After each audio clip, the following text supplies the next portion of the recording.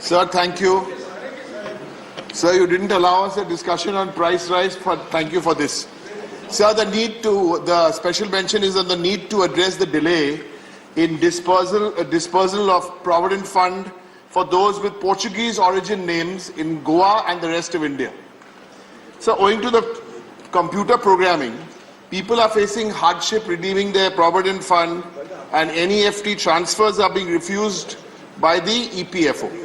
So the software actually is unable to process any name which has an apostrophe or a dash in it.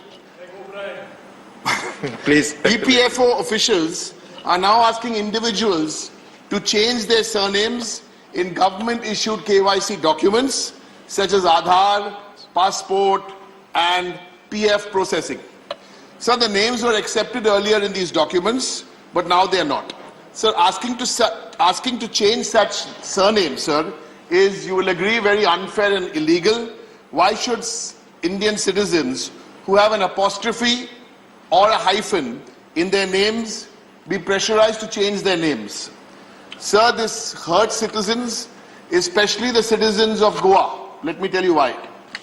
Because names with an apostrophe in their surnames, such as De Cruz, De Rosario, De Silva, De Gama, Desa, De Melo, these are common names, sir, especially from Salsette in South Goa. And there are many with these surnames who live across Goa, but especially in Nuvim, Fatorda, Kurturim, Margao, Naveli, Benauli, Velim, Kunkulam, no long list.